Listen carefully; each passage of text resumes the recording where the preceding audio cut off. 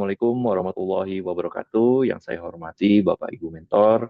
Perkenalkan, kami dari Angkatan 11, kelompok 2, kelompok kecil 1, peserta pelatihan dasar golongan 2 CPNS 2026. Pada kesempatan ini, kami akan mempresentasikan materi berjudul Kode Etik dan Etika PNS dalam Literasi Digital, yang mencakup 3 tema besar, yaitu digital etnik, digital kultur, dan kode etik ASN. Materi ini sangat relevan dengan kondisi kita saat ini sebagai calon abdi negara yang akan bertugas di era transformasi digital. Kami tidak hanya harus mahir menggunakan teknologi, tetapi juga harus memahami bagaimana perilaku dengan etis, bertanggung jawab, dan profesional di ruang digital. Karena sebagai PNS, setiap jejak digital kita adalah cermin dari institusi negara yang kita wakili. Bapak Ibu sekalian, sebelum masuk ke substansi, izinkan kami menyampaikan gambaran besar presentasi ini. Kami telah menyusun 8 bagian yang saling berkaitan. Pertama, kita akan membuka dengan pengantar literasi digital. Membangun pemahaman dasar tentang apa itu literasi digital dan mengapa penting bagi ASN. Kedua, kita akan memahami digital ethics atau etika bermedia digital. Menjawab pertanyaan, apa yang boleh dan tidak boleh dilakukan sebagai pegawai negeri sipil di dunia maya. Ketiga, kita bahas kode etik PNS di ruang digital. Menelaah regulasi dan peraturan yang menjadi landasan hukum perilaku digital kita. Keempat, kita kaitkan dengan nilai berakhlak. Bagaimana core value ASN ditetapkan dalam konteks digital. Kelima, kita eksplorasi digital kultur atau budaya digital aparatur sipil negara. Keenam, kita lihat transformasi digital birokrasi Indonesia, sejauh mana digitalisasi pemerintahan sudah berjalan. Ketujuh, kita bahas pelanggaran dan sanksi disiplin, agar kita sadar konsekuensi hukum dari perilaku digital yang tidak etis. Dan delapan, kita tutup dengan kesimpulan dan rekomendasi. Selanjutnya, kita mulai dari fondasi. Apa itu literasi digital? Literasi digital adalah kemampuan untuk mengakses, memahami, membuat, mengkomunikasikan, dan mengevaluasi informasi melalui teknologi digital secara efektif, kritis, kreatif, dan bertanggung jawab. Perhatikan kata kuncinya, bukan hanya menggunakan teknologi, tetapi juga mengevaluasi dan bertanggung jawab. Inilah yang membedakan pengguna digital yang bijak dari sekedar pengguna pasif. Kementerian Komunikasi dan Informatika menetapkan 4 pilar literasi digital yang saling melengkapi. Pertama, digital skills, kecakapan teknis penggunaan perangkat dan platform digital seperti e-office, sistem informasi kepegawaian, serta portal dinas. Kedua, digital safety, kemampuan melindungi diri dan data dari ancaman cyber seperti phishing, malware, dan kebocoran data. Ketiga, digital ethics, norma dan etika dalam bermedia digital, inilah yang akan menjadi fokus utama presentasi kita. Dan keempat, digital kultur, budaya positif dan identitas digital yang sehat sebagai aparatur sipil negara profesional. Keempat pilar ini ibarat 4 kaki sebuah meja. Jika salah satu lemah, seluruh struktur menjadi tidak stabil. Seorang ASN yang mahir teknologi tetapi minim etika adalah ancaman bagi institusi. Sebaliknya, ASN yang etis tetapi gagap teknologi akan tertinggal dalam birokrasi modern. Selanjutnya akan dijelaskan kembali oleh rekan saya. Izin melanjutkan, yang selanjutnya yaitu digital ethics, atau etika bermedia digital. Apa itu etika digital? Etika digital adalah seperangkat nilai, norma, dan prinsip yang mengatur perilaku individu dalam menggunakan teknologi digital dan berinteraksi di dunia maya. Mengapa ini sangat penting bagi kita sebagai ASN? Ada 4 alasan mendasar. Yang pertama yaitu PNS adalah wajah negara di ruang digital. Yang kedua, setiap tindakan digital mencerminkan institusi. Yang ketiga, kepercayaan publik dibangun lewat integrasi digital. Dan yang keempat yaitu regulasi digital terus berkembang. Adapun landasan hukum dari etika digital ini, yang pertama UU nomor 5 tahun 2014 tentang ASN, yang kedua UU nomor 19 tahun 2016 tentang ITE, yang ketiga PP nomor 94 6 tahun 2021 tentang disiplin PNS, dan Permen-PAN RB nomor 20 tahun 2021 tentang pedoman medsos aparatur sipil negara. Adapun 5 prinsip etika digital yang wajib kita pegang. Yang pertama yaitu tanggung jawab. Kita bertanggung jawab penuh atas setiap konten yang kita unggah. Tidak bisa berdalih itu akun pribadi jika kita adalah PNS. Yang kedua yaitu kejujuran. Hanya menyebarkan informasi yang benar dan terverifikasi. Anti hoax bukan hanya slogan saja. Ketiga, penghormatan. Menghargai hak dan privasi orang lain tanpa terkecuali. Lalu yang keempat ada keadilan, tidak mendiskriminasi siapapun di ruang digital. Dan yang terakhir yaitu keamanan. Melindungi data pribadi dan data negara dari ancaman digital. Lalu yang selanjutnya ada perilaku etis PNS di ruang digital. Bapak Ibu sekalian, dari prinsip abstrak yang tadi, mari kita turun ke perilaku yang sangat konkret nih. Apa yang harus dilakukan dan apa yang harus dilarang bagi PNS di ruang digital ini. Yang dia harus dilakukan, yang pertama yaitu verifikasi informasi sebelum disebarkan. Gunakan platform cek kemenkominfo.co.id, jangan asal forward, share, ataupun retweet. Yang kedua, gunakan bahasa resmi, sopan, dan profesional di platform dinas. Yang ketiga, pisahkan akun pribadi dan akun jabatan secara tegas. Apa yang kita tulis atas nama jabatan berbeda dengan akun jabatan secara pribadi. Keempat, laporkan konten hoax dan ujaran kebencian. Jadilah bagian dari solusi, bukan penonton pasif. Yang kelima, jaga kerahasiaan data warga dan informasi negara. Keenam, berikan respon profesional terhadap kritik publik. Jangan terpancing emosi.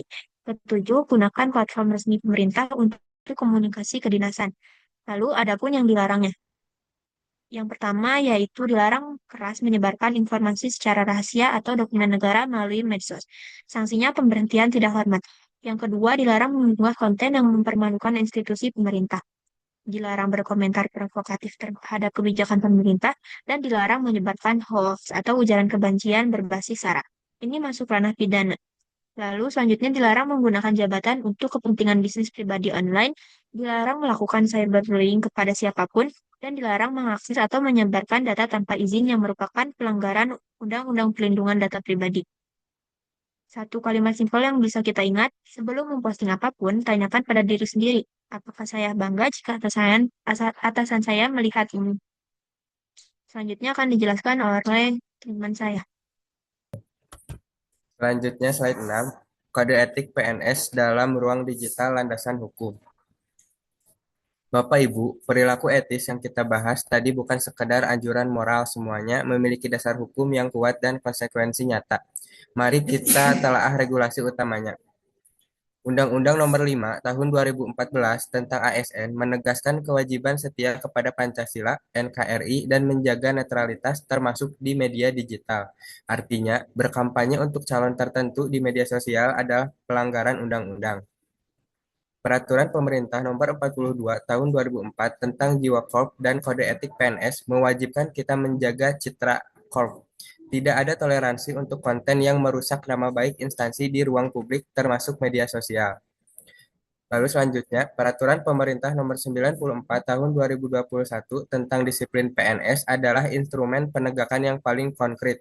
Peraturan ini mengatur sanksi tegas termasuk pemberhentian tidak hormat bagi yang melanggar norma digital. Undang-Undang Nomor 19 Tahun 2016 tentang ITE mengatur larangan konten melanggar kesusilaan, hoax, dan ujaran kebencian. Ancaman pidananya nyata sampai 6 tahun penjara dan denda hingga 1 miliar rupiah. Undang-Undang Nomor 27 Tahun 2022 tentang perlindungan data pribadi. Ini regulasi terbaru yang wajib dipahami sebagai ASN yang mengelola data warga. Kita bertanggung jawab penuh atas keamanan data tersebut. Pelanggaran bisa berujung pidana 4 tahun dan denda 4 miliar rupiah. Dan terakhir, SE Menpan RB nomor 20 tahun 2021 memberikan panduan teknis operasional yang lebih spesifik tentang bagaimana ASN seharusnya berperilaku. Kesimpulan dari slide ini, kita tidak kekurangan regulasi, yang kita butuhkan adalah pemahaman, kesadaran, dan komitmen untuk mematuhinya.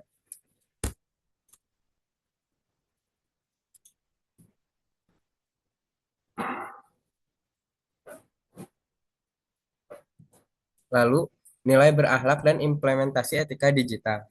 Bapak Ibu, kita semua sudah mengenal core values ASN, berakhlak. Namun pertanyaannya, apakah kita sudah mengimplementasikannya secara konsisten di ruang digital? Mari kita lihat satu persatu. Berorientasi pelayanan di dunia digital ini berarti responsif di kanal digital resmi instansi. Masyarakat yang mengadu lewat media sosial atau aplikasi pengaduan butuh respon cepat dan solusi nyata. Akuntabel, bertanggung jawab atas setiap unggahan dan komentar atas nama instansi. Kompeten, terus tingkatkan kompetensi digital, literasi data, keamanan cyber, platform pemerintah, ASN yang tidak gaptek, dan selalu siap menghadapi teknologi baru. Harmonis, tidak memposting konten sara, menjaga kerukunan di media sosial, dan menghormati keberagaman dalam setiap interaksi online. Loyal, menjaga rahasia negara, tidak membocorkan kebijakan internal, dan setia pada NKRI. Adaptif, proaktif mengadopsi teknologi dan inovasi, tidak takut belajar sistem baru, siap dengan transformasi birokrasi, dan selalu mencari cara kerja yang lebih efisien. Lalu selanjutnya kolaboratif, membangun sinergi digital lintas instansi, berbagi data secara resmi, dan mendukung open government, tidak berpikir tapi terhubung. Berakhlak bukan hanya slogan yang dipajang di dinding kantor, ia harus hidup dalam setiap scroll, klik, dan ketikan kita di dunia digital. Lalu untuk selanjutnya akan dilanjutkan oleh rekan saya. Izin Bapak dan Ibu, saya akan menjelaskan tentang digital culture, budaya digital ASN.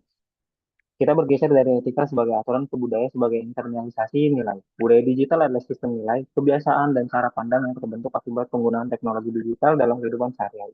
Ia memengaruhi cara kita berpikir, berkomunikasi, bekerja, dan berkolaborasi.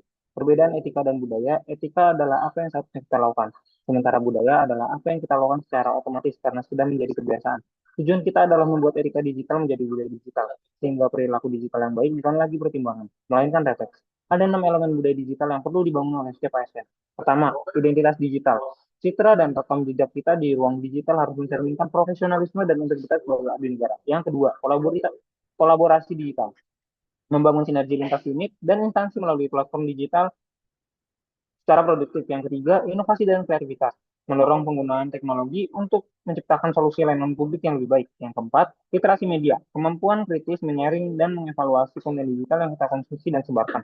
Yang kelima, keamanan digital, kebiasaan menjaga data, menggunakan password kuat, dan waspada terhadap serangan cyber. Dan yang terakhir yaitu keenam, etika bermedia, kebiasaan berinteraksi online secara beradab, santun, jujur, menghargai, dan anti kekerasan digital. Budaya digital yang positif tidak tumbuh sendiri. Ya, dibangun melalui edukasi, keteladanan, dan penegakan yang konsisten. Dan untuk slide berikutnya yaitu transformasi digital birokrasi Indonesia.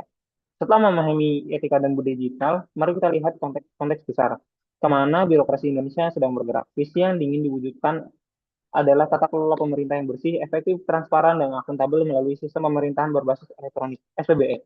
Ini bukan sekedar visi di atas kertas. Ada 6 program konkret yang sudah dan sedang berjalan. Satu, SPBE, mengintegrasikan seluruh layanan dan data pemerintah dalam satu ekosistem digital nasional. Bayangkan, tidak ada lagi silo data antar kementerian. Dua, satu data Indonesia. Tata kelola data pemerintah yang akurat, mutakhir, dan terbuka. Tidak ada lagi data yang berbeda antar instansi untuk hal yang sama. Yang ketiga, smart city dan smart village. Penerapan LOT, big data, dan AI untuk layanan publik yang lebih cerdas di kota dan di desa. Yang keempat, ada GovTech dan AI government. Pemanfaatan kecerdasan buatan untuk analisis kebijakan, safety cloud, dan otomasi layanan. Yang kelima, layanan publik digital dari OSS untuk perizinan usaha, EKTP, Samsat digital, hingga BPJS online. Transformasi dari antrian panjang menjadi sekali klik. Dan yang terakhir, ini yang paling relevan bagi kita, upskilling digital ASN, program literasi digital, GoFest Bootcamp, dan sertifikasi kompetensi digital. Karena kita para CPNS 2026 adalah generasi ASN yang akan menjadi tulang punggung transformasi ini. Bukan hanya penonton, bukan hanya pengguna, kita adalah aktor utama dalam perubahan besar ini. Untuk slide selanjutnya akan dijelaskan oleh teman saya. Oke, untuk slide selanjutnya yaitu tentang pelanggaran etika digital dan sanksi disiplin. Untuk pelanggaran yaitu menyebarkan informasi rahasia negara atau dokumen internal via medsos. Dasar hukumnya yaitu PP 94 tahun 2021 pasal 5 huruf G. Sanksi disiplinnya yaitu pemberhentian tidak hormat. Untuk yang kedua yaitu mengunggah konten sara, ujaran kebencian ataupun provokasi politik. Dasar hukumnya yaitu Undang-Undang ITE nomor 19 tahun 2016 pasal 28 ayat 2, pidana 6 tahun, denda 1 miliar. Yang ketiga, menyebarkan berita bohong atau hoak yang merugikan pemerintah. Dasar hukumnya yaitu Undang-Undang ITE pasal 27 dan 28, pidana penjara dan hukuman disiplin berat. Yang keempat, membocorkan data pribadi warga atau pegawai tanpa izin. Dasar hukumnya Undang-Undang PDP nomor 27 tahun 2022 pasal 65 sampai 67. Sanksi disiplinnya yaitu pidana 4 tahun dan denda 4 miliar. Bentuk pelanggaran yang kelima yaitu perundungan siber atau cyberbullying terhadap rekan atau masyarakat.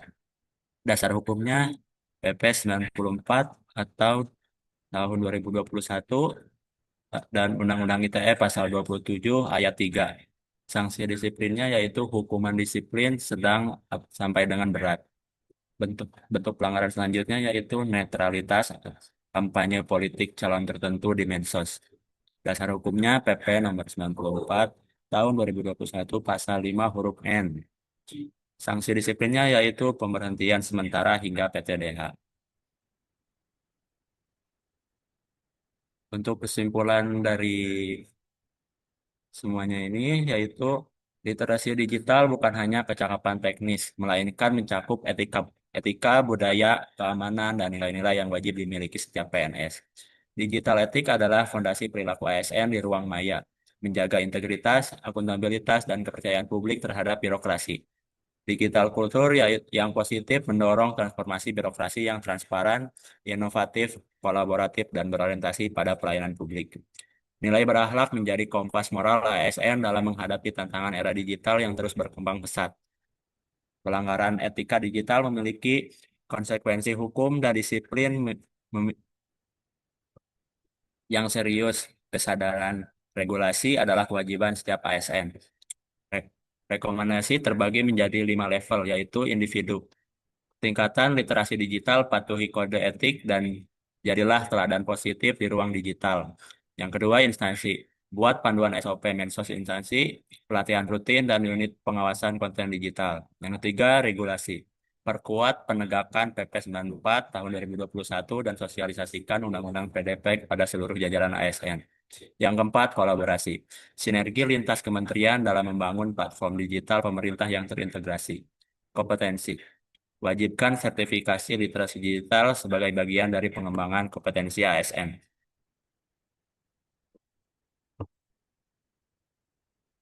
Kami tutup presentasi ini dengan sebuah kalimat yang kami harap bisa menjadi pegangan kita semua. PNS yang beretika digital adalah pilar transformasi birokrasi Indonesia yang bermartabat. Mungkin cukup sekian dari kelompok kami. Mohon maaf bila ada salah kata ataupun kalimat. Mungkin cukup sekian. Wassalamualaikum warahmatullahi wabarakatuh.